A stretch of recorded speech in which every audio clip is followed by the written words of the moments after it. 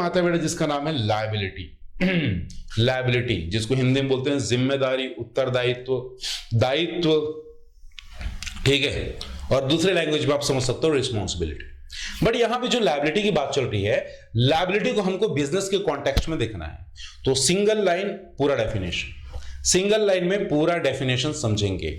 सीधी बात, amount payable by business is liability. क्या बोला? Amount payable by business is liability. Paid नहीं, payable, जो पे करने वाला है, अभी पे नहीं किया है। कोई भी पैसा जो बिजनेस पे करने वाला है उसको हम लायबिलिटी बोलेंगे। अब इसके भी दो कैटेगरी बन जाएंगे, पहला इंटरनल लायबिलिटी, दूसरा external.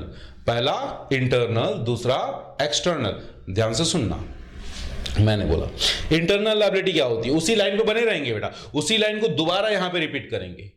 Amount payable by business to the owner of the business. Amount payable by business to the owner of the business is internal liability. Owner कौन आदमी है बेटा? इंटरनल है कि एक्सटर्नल है? इंटरनल है, वो तो ऑर्गेनाइजेशन का ही पार्ट है ना, उसने तो ऑर्गेनाइजेशन क्रिएट किया। तो अगर कोई पैसा ऐसा है, कोई ऐसा अमाउंट है जो बिजनेस ओनर को देने वाला है, उसको हम बोलेंगे इंटरनल लायबिलिटी। नाम है कैपिटल, नाम है प्रॉफिट, नाम है रिजर्व। ये कुछ अमाउंट होते हैं जो बिजनेस किसको देता है? ओनर को देता है, तो इसको हम बोलेंगे इंटरनल लायबिलिटी। अब बात करते हैं दूसरा पॉइंट एक्सटर्नल लायबिलिटी का। एक्सटर्नल लायबिलिटी फिर से वही line, amount payable by business to the outsider.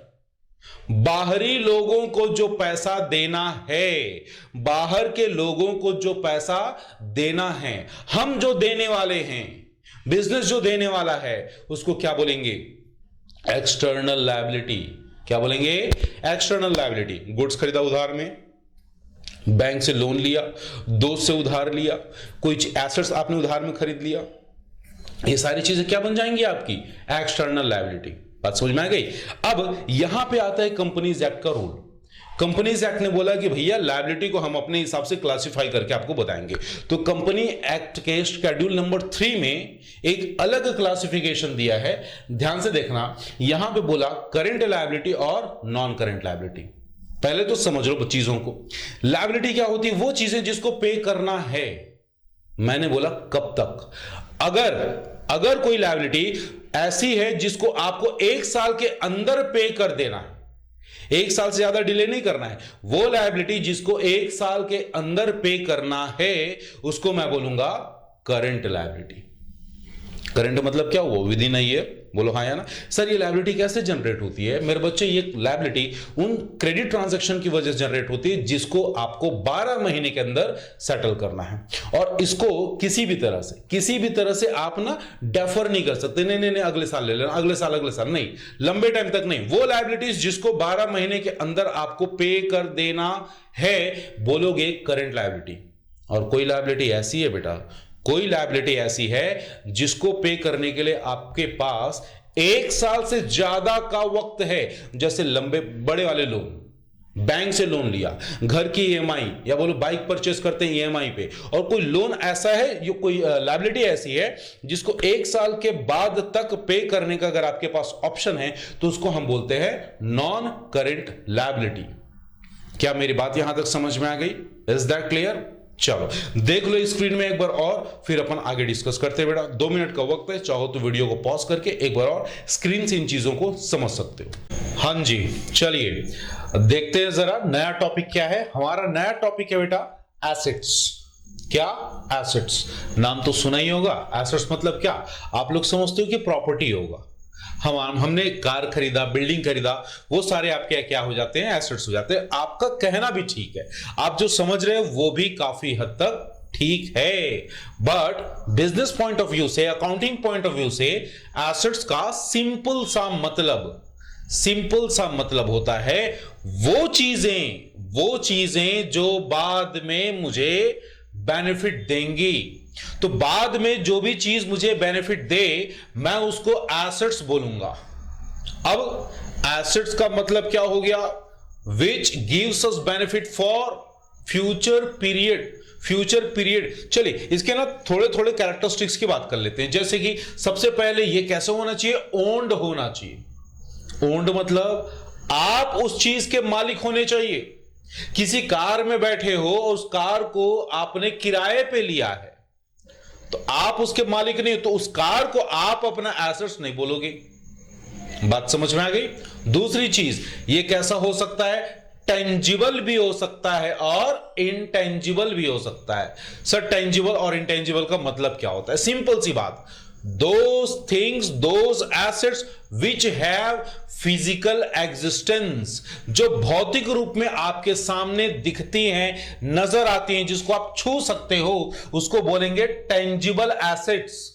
और जिसको आप छू नहीं सकते, which doesn't have physical existence, कौन से एसेट्स कहलाएंगे? इनटेंजिबल एसेट्स कहलाएंगे। अब टेंजिबल एसेट्स के लिए बस आपको क्या करना है, जहां पे बैठे हो बस सर घुमा लो अपना। सर घुमाने पे क्या नजर आ रहा है? इस साइड में मुझे फर्नीचर नजर आ रहा है, इस साइड में बेड नजर आ रहा है, इस साइड में बुक्स नजर आ रही है, इस साइड में लाइट्स नजर आ रही है, इस साइड पे समझ लीजिए फैन है। तो ये सारे क्या है? टेंजिबल एसेट्स है। इनटेंजिबल है, कौन से एसेट्स होंगे? इनटेंजिबल का एग्जांपल आपको थोड़ा नोट करना पड़ेगा। पहला आता है गुडविल और पेटेंट और कॉपीराइट और ट्रेडमार्क और टेक्निकल नो हाउ। कई लोग सॉफ्टवेयर को भी इंटेंजिबल एसेट्स कंसीडर करते हैं। तो ये कुछ एग्जांपल्स हैं इंटेंजिबल एसेट्स के। वो ऐसी चीजें हैं जो बेसिकली आपके हाथ में नजर नहीं आती, आपके हाथ में होते नहीं है, बट आपके बिजनेस को फायदा पहुंचाते हैं। दैट इज वाई इसको हम क्या बोलते हैं? Intangible assets. Is that clear? तो फर्स्ट पॉइंट क्या बोला मैंने? ओन्ड होना चाहिए। दूसरा पॉइंट क्या बोला?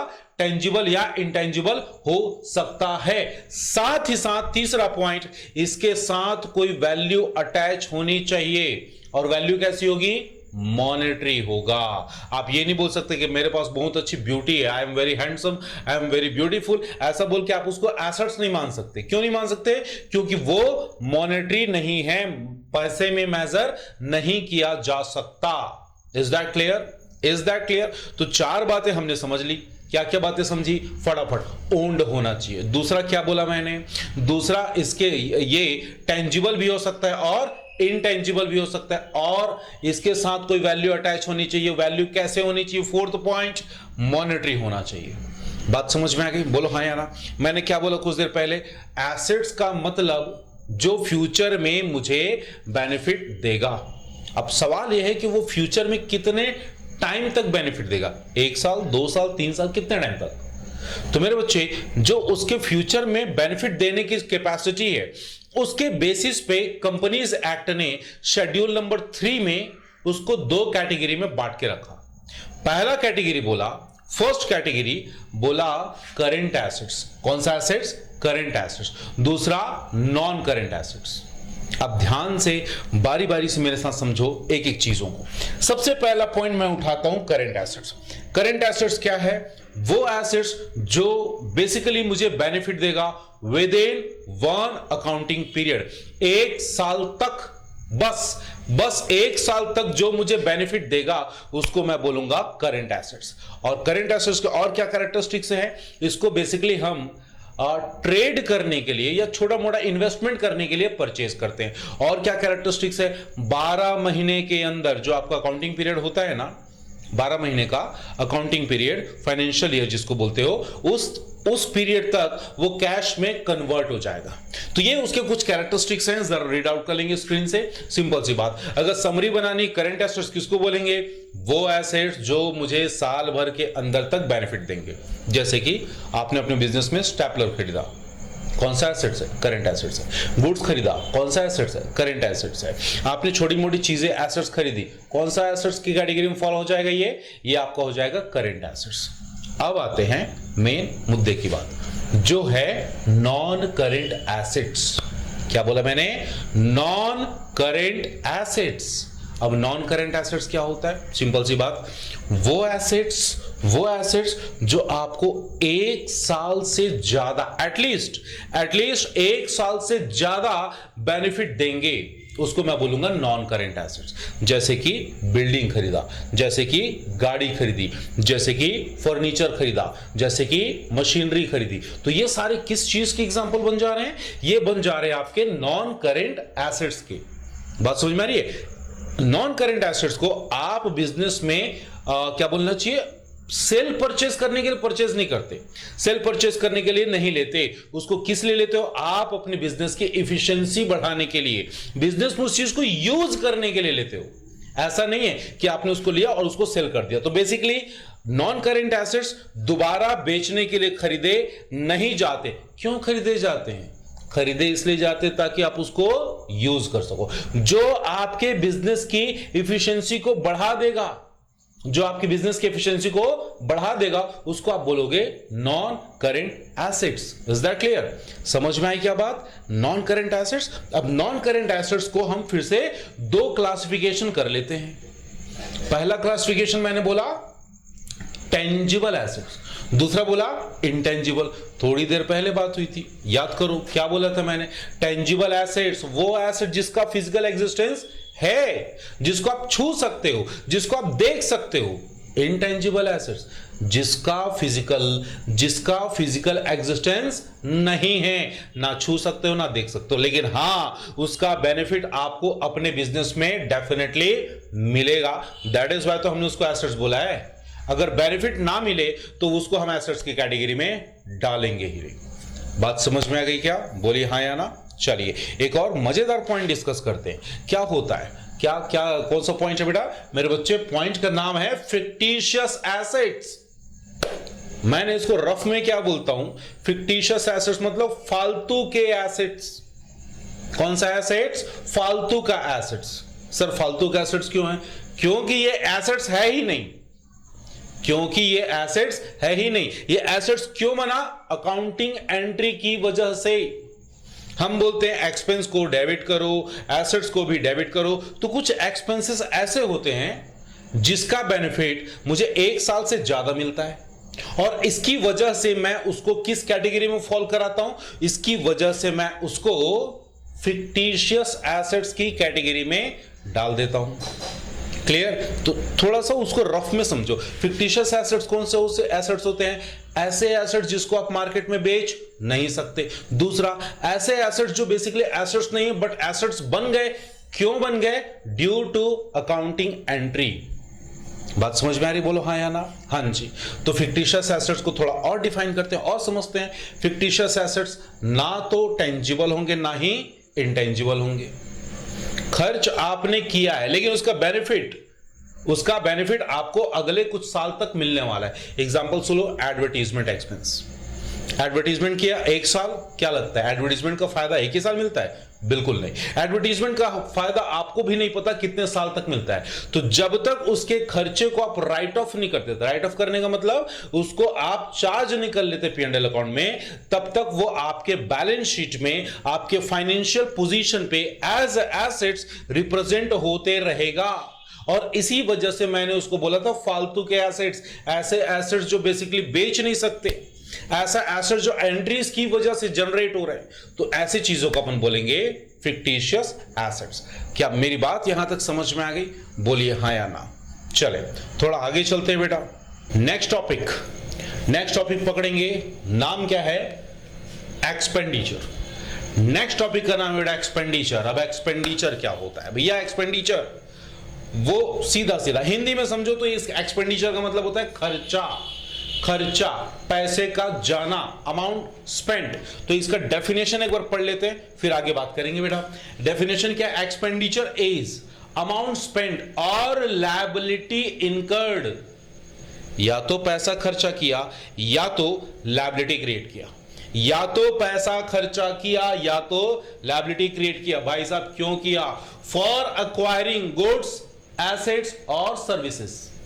गुड्स, एसेट्स और सर्विसेज, इन 3 वजहों से या तो आपने लायबिलिटी क्रिएट की है, मतलब उधारी में चीजों को अक्वायर किया है, या फिर पैसे दिए हैं। तो जब इस तरह से आप पैसे खर्च करते हो तो इन चीजों को बोलते हैं एक्सपेंडिचर। क्या मेरी बात यहां तक समझ में आ गई? ठीक है, एक्सपेंडिचर समझ गए। अब उसके क्लासिफिकेशन की बात करते हैं। तो क्लासिफिकेशन किया गया एक्सपेंडिचर को दो वे पे। सबसे पहला कैपिटल एक्सपेंडिचर और दूसरा रेवेन्यू एक्सपेंडिचर। पहला बोला कैपिटल एक्सपेंडिचर, दूसरा रेवेन्यू एक्सपेंडिचर। सर डिफरेंस क्या है दोनों में? कैपिटल एक्सपेंडिचर वो एक्सपेंडिचर है जिसका फायदा तुमको 1 साल से ज्यादा मिलेगा। अभी रफ में समझना, बाद में एक एक पॉइंट सारे डिस्कस करेंगे। मैंने बोला कैपिटल एक्सपेंडिचर वो एक्सपेंडिचर है जिसका फायदा 1 साल से ज्यादा मिलेगा, जिससे तुम्हारी एफिशिएंसी इंक्रीज होगी, जिससे तुम्हारी अर्निंग कैपेसिटी इंक्रीज होगी। What about revenue expenditure? Revenue expenditure वो चीजें होती है, वो खर्चे होते हैं जिसको आप अपने कंजम्पशन के लिए, आप अपने डे टू डे ऑपरेशंस को रन करने के लिए खर्च करते हो। पैसा तो दोनों में जाना है। सॉरी, कैपिटल एक्सपेंडिचर करो या रेवेन्यू एक्सपेंडिचर करो। भाई साहब घर से मैं निकला, 50,000 थे जेब में, 20,000 का मोबाइल खरीदा, 10,000 रुपए मैंने अपने बिजनेस का रेंट दे दिया। अब तुम बताओ इन दोनों में कैपिटल एक्सपेंडिचर कौन सा है? 20,000 का मोबाइल खरीदा, मोबाइल खरीदने से मेरी एफिशिएंसी बढ़ेगी, बिल्कुल बढ़ेगी। दूसरा, बिजनेस में काम आएगा, बिल्कुल आएगा।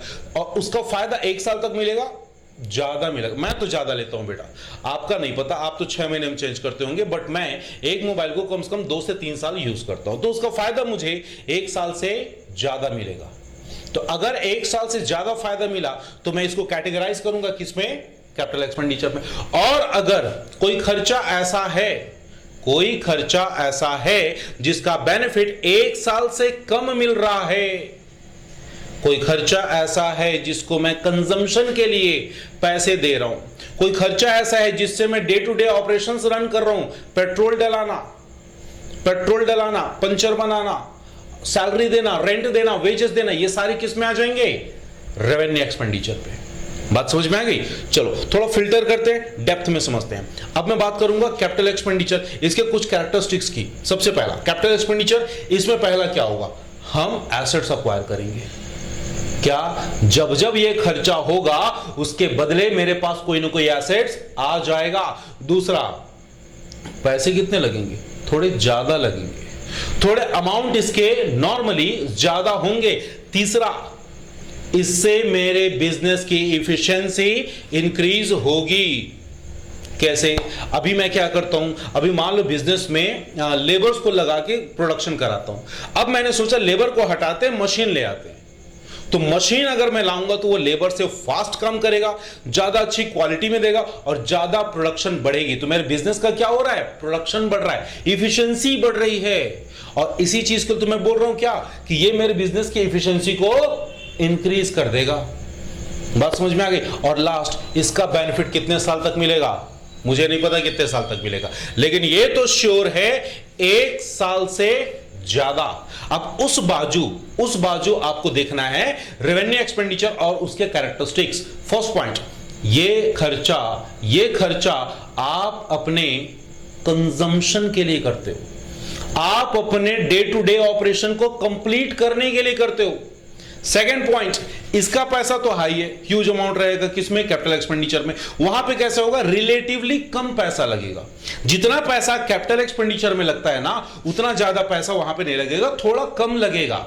थर्ड पॉइंट, ये आपके टर्नओवर को बढ़ाएगा। गुड्स खरीदोगे, गुड्स को क्या बोलते हैं? Revenue expenditure. गुड्स खरीदा तो पैसे गए, पैसे जाएंगे तो क्या बोलेंगे इसको? Revenue expenditure. उस गुड्स को बनाने के लिए अगर मशीन खरीदा, गुड्स खरीदा, रेवेन्यू एक्सपेंडिचर। गुड्स को प्रोड्यूस करने के लिए अगर मशीनरी खरीद ली, तो वो मशीनरी का जो खर्चा है ना बेटा, वो जाएगा कैपिटल एक्सपेंडिचर में। और गुड्स जितना ज्यादा खरीदोगे तुम्हारा टर्नओवर बढ़ेगा। बात समझ में आ रही है? पहले आप 5,000 क्वांटिटी में काम करते थे, अब 10,000 की क्वांटिटी में काम कर रहे हो। क्यों? क्योंकि आपने गुड्स ज्यादा खरीद लिए। ज्यादा क्या किया? ज्यादा रेवेन्यू एक्सपेंडिचर किया। बात समझ में आ गई? और जो भी चीज रेवेन्यू एक्सपेंडिचर के अंदर आप लोगे, आप अक्वायर करोगे, उसका बेनिफिट 1 साल से कम होगा, 1 साल से कम होगा। तो ये कुछ कैरेक्टरिस्टिक्स रह गए। क्या हमारी बातें, हमारी चीजें यहां तक क्लियर हो चुकी है? एक छोटा सा पॉइंट और डिस्कस करते हैं। नाम है क्या? ये थोड़ा स्पेशल पॉइंट है, ध्यान से समझना। नाम है क्या? Deferred revenue expenditure. क्या नाम है? Deferred revenue expenditure. अच्छा, ये क्या चीज होती है? ध्यान से समझते हैं। पहले तो हमने कैपिटल और रेवेन्यू एक्सपेंडिचर को समझ लिया। क्या बोला? कैपिटल एक्सपेंडिचर 1 साल से ज्यादा फायदा देगा और उससे ना एसेट्स आएंगे मेरे पास, बरोबर। और फिर मैंने बोला रेवेन्यू एक्सपेंडिचर क्या होगा? वो एक्सपेंडिचर जिससे एसेट्स नहीं आएंगे और जिसका बेनिफिट 1 साल से कम होगा। ठीक, अब एक छोटा सा एग्जांपल दूंगा, उसी को जस्टिफाई करने की कोशिश करना। मैंने बोला एडवर्टीजमेंट एक्सपेंसेस। क्या बोला? Advertisement expenses. एडवर्टीजमेंट एक्सपेंसेस, सबसे पहला सवाल, क्या एडवर्टीजमेंट एक्सपेंस करने से मेरे पास कुछ एसेट्स आते हैं? नहीं आते, बरोबर। दूसरी बात, क्या एडवर्टीजमेंट एक्सपेंडिचर का फायदा मुझे 1 साल से ज्यादा मिलता है? बिल्कुल मिलता है। इसका मतलब यह हुआ एडवर्टीजमेंट एक्सपेंडिचर को आप कैपिटल की कैटेगरी में नहीं रख सकते। फर्स्ट पॉइंट पे नहीं रख सकते, दूसरे पॉइंट पे रख सकते हो। हमने बोला क्या एडवर्टीजमेंट एक्सपेंडिचर करने से हमारे पास एसेट्स आते हैं? नहीं आते, तो कैपिटल एक्सपेंडिचर नहीं है। लेकिन एडवर्टीजमेंट एक्सपेंडिचर को फायदा 1 साल से ज्यादा मिल जाता है, तो इस बेसिस पे वो क्या हो गया? कैपिटल एक्सपेंडिचर हो गया। और बेसिकली ये कौन सा एक्सपेंडिचर है? Revenue expenditure. क्यों? क्योंकि ये हमारे डे टू डे ऑपरेशंस में इंक्लूड होता है। एडवर्टीजमेंट हमारे डे टू डे ऑपरेशन का पार्ट है, कंजम्पशन होता है, यहां पे हमको एसेट्स तो मिलती नहीं है, बरोबर। बरोबर हो गया कंफ्यूजन? क्या हो गया? कंफ्यूजन हो गया कि भैया इस चीज को अपन कहां पे कैटेगराइज करें। तो एक काम करो, ऐसी चीजों को आप साइड में रखो, और साइड का मतलब क्या हुआ? डेफर्ड रेवेन्यू एक्सपेंडिचर, वहां पे इसकी जगह बना दो। तो सिंपल सा, डेफर्ड रेवेन्यू एक्सपेंडिचर का मतलब क्या हुआ? वो एक्सपेंडिचर जो बेसिकली रेवेन्यू कैटेगरी के हैं, रेवेन्यू कैटेगरी का है, बट जिसका फायदा आपको 1 साल से ज्यादा मिलेगा। परफेक्ट एग्जांपल आपको भी लिखना है एग्जाम में, एडवर्टीजमेंट एक्सपेंस। क्या मेरी बात यहां तक समझ में आई? बोलिए हां या ना। Is that clear?